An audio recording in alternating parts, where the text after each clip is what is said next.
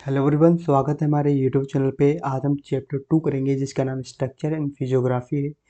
बहुत ही important chapter है। इस चैप्टर से काफ़ी क्वेश्चन आते हैं कॉम्पिटिटिव एग्जाम्स में। चलिए फिर टाइम न वेस्ट करते हुए हम इस चैप्टर को स्टार्ट करते हैं। जैसा कि हमें पता है कि हमारे अर्थ की भी अपनी हिस्ट्री है और अर्थ और इसके जो लैंडफॉर्म है जो आज हम देखते हैं, बहुत ही लंबे समय से इसका एवोल्यूशन हुआ है और आज भी ये इवॉल्व हो रहा है।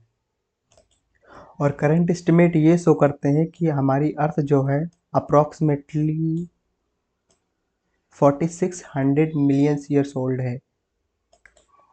ओवर दिस लॉन्ग ईयर, इन लंबे समय में हमारे अर्थ में बहुत सारे चेंजेस हुए हैं, primarily by the endogenetic and exogenetic forces की वजह से। एंडोजेनेटिक और एक्सोजेनेटिक फोर्सेस क्या होते हैं, एक बार हम इसको ब्रीफली समझते हैं। एंडोजेनेटिक वो फोर्सेस होते हैं जो अर्थ के इंटीरियर पार्ट में एक्ट करते हैं, जैसे कि अर्थक्वेक और वोल्केनिक एक्टिविटीज़ एक्सेट्रा। और अगर हम बात करें एक्सोजेनेटिक फोर्सेस की, तो एक्सोजेनेटिक फोर्सेस वो फोर्स होते हैं जो अर्थ के एक्सटीरियर पार्ट में एक्ट करते हैं, जैसे कि मूविंग वाटर और विंड एंड सो ऑन। और ये जो फोर्सेस है, इन फोर्सेस का बहुत ही सिग्निफिकेंट रोल रहा है हमारे अर्थ के जो सरफेस और सब सरफेस फीचर्स हैं इनको शेप देने में। जैसा कि आज हम बहुत सारे फिजिकल डाइवर्सिटी देखते हैं हमारे अर्थ पर, जैसे कि प्लेन, प्लेटू, माउंटेन या डिप्रेशन, डिजर्ट। तो इन फोर्सेस का बहुत ही इंपॉर्टेंट रोल रहा है इसमें। आपने फंडामेंटल फिजिकल ज्योग्राफी में प्लेट टेक्टोनिक और मूवमेंट ऑफ द अर्थ के बारे में पढ़ा होगा, और अगर आपने नहीं पढ़ा तो हम इसको जब फंडामेंटल फिजिकल ज्योग्राफी को स्टार्ट करेंगे तब हम इसको डीपली डिस्कस करेंगे वहाँ पर। प्लेट टेक्टोनिक थ्योरी की बात करें तो यह एक साइंटिफिक थ्योरी है जो कि एक्सप्लेन करती है जो कि अर्थ जो है कई सारे मेजर और माइनर प्लेट में डिवाइडेड है। मेजर प्लेट्स जैसे कि Eurasian plate, Indian plate, Australian plate और north American plate, south American plate etcetera. और अगर माइनर प्लेट की बात करें तो जुआन डी फूका प्लेट और नस्का प्लेट, ये इसके एग्जाम्पल हैं।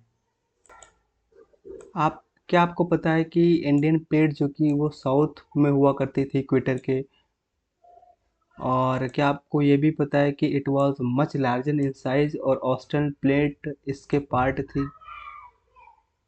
एक्चुअली एक जियोफिजिसिस्ट हुआ करते थे जिन्होंने ये एक्सप्लेन किया था कि जिनका नाम अल्फ्रेड वेगनर था, जिन्होंने एक थ्योरी दी थी जिसको कॉन्टिनेंटल ड्रिफ्ट थ्योरी कहते हैं। उसमें उन्होंने ये बताया था कि मिलियंस ऑफ ईयर्स अगो जो अर्थ के जितने भी लैंड मासेस आज हम देखते हैं आपस में जुड़े हुए थे, जिसे हम पेंजिया कहते थे, और एक ह्यूज वाटर बॉडीज को सराउंड करती थी जिसे हम पेंथलासा कहते हैं। लेकिन over the millions of years ago क्या हुआ कि ये सारे लैंड मासेस क्या होने लगी कि ये ब्रोक होने लगी, और सारे जो लैंड मासेस हैं, कई लैंड मासेस नॉर्थवर्ड मूव करके तो कई साउथवर्ड। अगर इंडियन और ऑस्ट्रेलियन प्लेट की बात करें तो ऑस्ट्रेलियन प्लेट जो है वो सदर्न डायरेक्शन में मूव कर गई, और अगर इंडियन प्लेट की बात करें तो नॉर्थवर्ड मूव कर गई। और क्या आप इस इसके फेजेस को बता सकते हो, इंडियन मूवमेंट जो इंडियन प्लेट की मूवमेंट रही है? जब हम फंडामेंटल फिजिकल ज्योग्राफी करेंगे इसको वहीं पर बहुत ही डिटेल से डिस्कस करेंगे, क्योंकि ये वहीं का ही पोर्शन है, यहाँ पर इंट्रोड्यूस किया गया है। और प्लेट टेक्टोनिक थ्योरी में ये भी बताया गया था कि जो इंडियन प्लेट है या जो जितने भी प्लेट हैं ये अभी भी मूव कर रही हैं। और इंडियन प्लेट की बात करें तो ये अभी भी मूव कर रही है नॉर्थवर्ड, जिसका काफ़ी सिग्निफिकेंट कंसेक्वेंसेस है फिजिकल एनवायरनमेंट ऑफ इंडियन सब कॉन्टिनेंट के ऊपर। और क्या आप बता सकते हो कि क्या कंसेक्वेंसेस है नॉर्थवर्ड मूवमेंट का इंडियन प्लेट के? तो सबसे इम्पोर्टेंट कंसेक्वेंसेस है कि हिमालयंस का फॉर्मेशन, जो आज हम सीरीज ऑफ माउंटेन्स देखते हैं हिमालयाज में, ये इसी का ही कंसेक्वेंसेस है। प्रेजेंटली जो हम जियोलॉजिकल स्ट्रक्चर और जियोमॉर्फोलॉजिकल प्रोसेसेस जो एक्टिव हैं इंडियन सब कॉन्टिनेंट में, आज हम देखते हैं ये एग्जिस्टेंस में आया है जस्ट बिकॉज और primarily bye interplay of endogenetic और एक्सोजेनेटिक फोर्सेस और मूवमेंट ऑफ प्लेट की वजह से। Based on variation in its geological structure and formation, India को हम डिवाइड कर सकते हैं 3 जियोलॉजिकल डिवीज़न में। ये जो जियोलॉजिकल डिवीज़न है ये peninsular block first, and second में Himalayan and other peninsular mountain, and third में आपका Indo Ganga Brahmaputra plain. One by one इसको हम डिस्कस कर रहे हैं।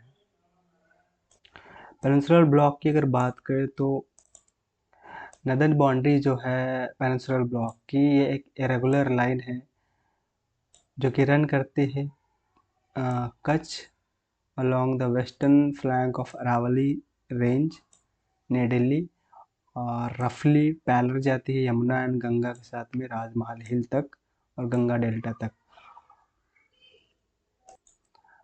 अपार्ट फ्रॉम दिस, जो कार्बी आंगलोंग एंड मेघालय प्लेटू है इन द नॉर्थ ईस्ट और Rajasthan in the west also are the extension of this block.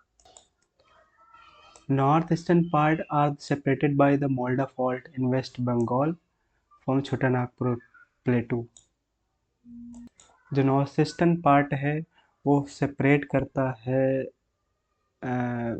मोल्डा fault से फ्रॉम छोटा नागपुर प्लेटू से।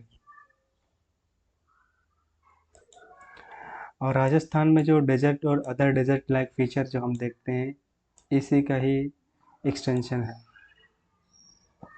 पेनिनसुला की बात करें तो इसका जो फॉर्मेशन हुआ है essentially by great complex of ancient knees and granite, जो कि इसका मेजर पार्ट है। और कैम्ब्रियन पीरियड से जो पेनिनसुलर ब्लॉक है बहुत स्टैंड है, rigid, and but some exception also are there. Exception की बात करें तो जो वेस्टर्न कोस्ट है इसका वो सबमर्ज कर गया है बीनीथ द सी, और अदर पार्ट जो है उसमें चेंजेस हुए हैं due to the tectonic activities. लेकिन इसका जो ओरिजिनल बेसमेंट है सेम है वो, या कह सकते हो कि उसका जो ओरिजिनल बेसमेंट है वही है वो,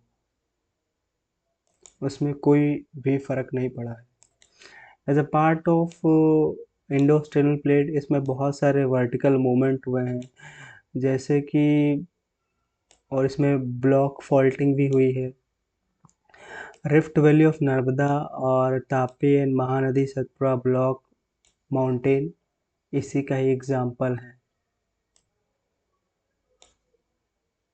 पेनिनसुला में आपको मोस्टली रिलिक और रेसिडुअल माउंटेन मिल जाएंगे, जैसे कि अरावली हिल और नल्ला मल्ला हिल या Javadi hill, Palikonda hill, the Palkonda range, Mahendragiri hill etcetera. यहाँ पे जो रिवर पाई जाती हैं वो बहुत ही सेलो होती हैं और साथ साथ में यहाँ पे ग्रेडियंट भी बहुत ही लो होता है।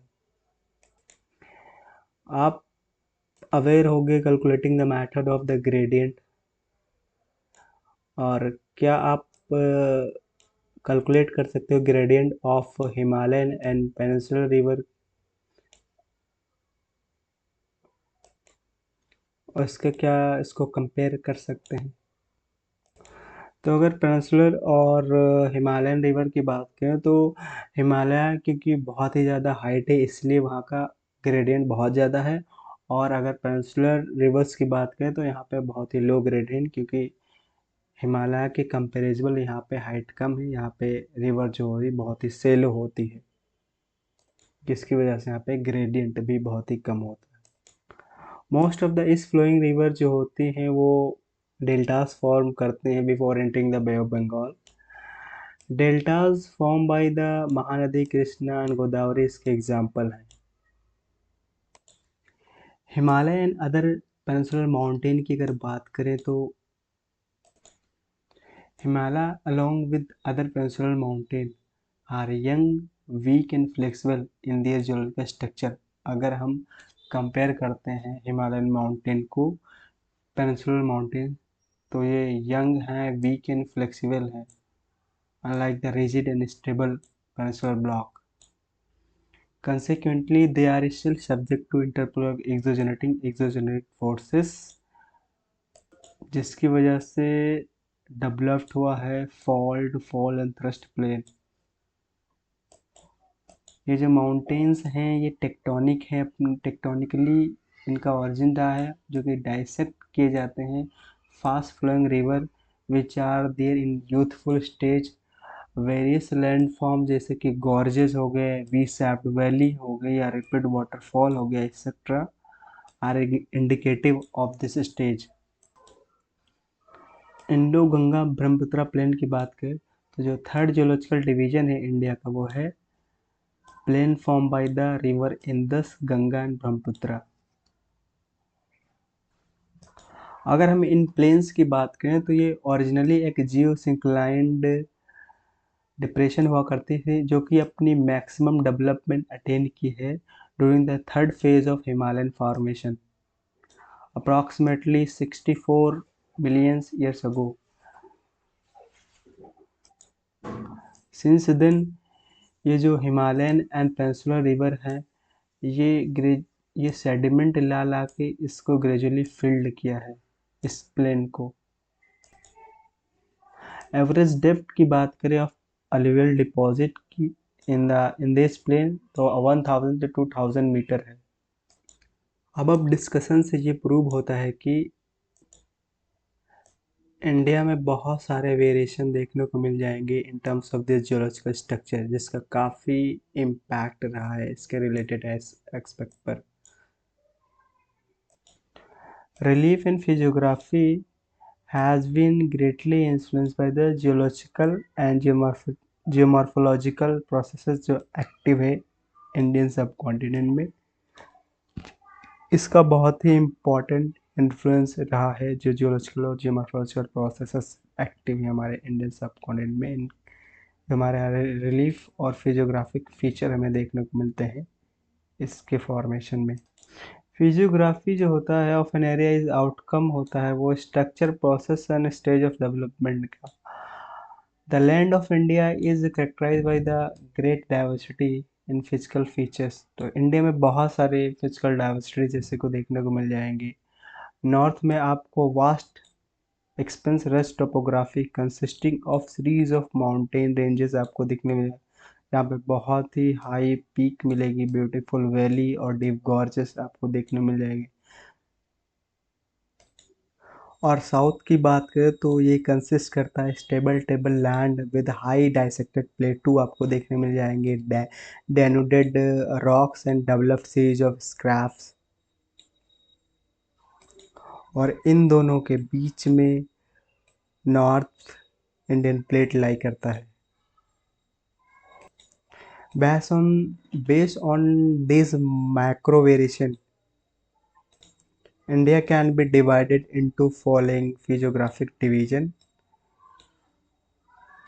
ये जो physiographic division है north eastern mountain, northern plain, peninsular plateau, Indian desert, coastal plains, the islands. They are the physiography of India। North and north eastern mountain की बात करें तो north and north eastern mountains consist करता है the Himalaya and north eastern hill. Himalaya जो है वो consist करता है सीरीज ऑफ माउंटेन रेंजेस। इसके जो सम ऑफ द इम्पोर्टेंट जो रेंजेस जो हैं वो ग्रेटर हिमालयन रेंज, जो कि इंक्लूड करते हैं great Himalayas and Shivalik and middle Himalayas. General orientation की बात करें इन माउंटेन रेंजेस की तो north west to south east होते हैं in the north eastern part of India में।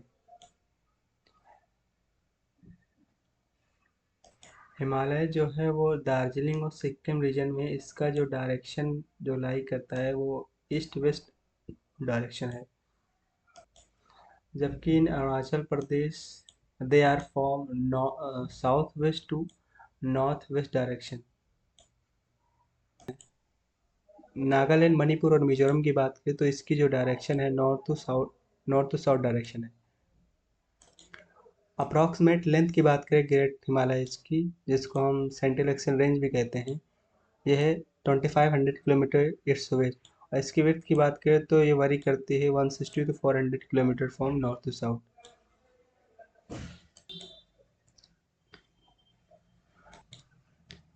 मैप को देख के ये प्रूव होता है कि जो हिमालय है ये स्ट्रॉन्ग वॉल की तरह एक्ट करता है between the Indian subcontinent और central and east Asian countries के बीच में।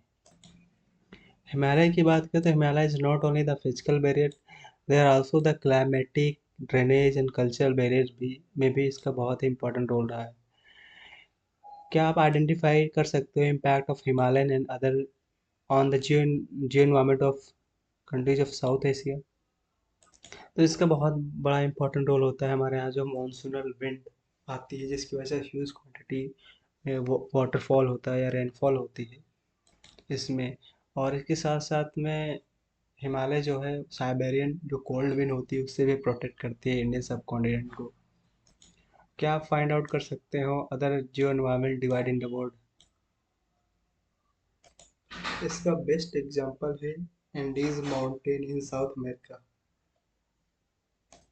और great dividing range in Australia. आज यहीं तक, नेक्स्ट वीडियो से कंटिन्यू करेंगे इसी इसी चैप्टर को। Thank you for watching.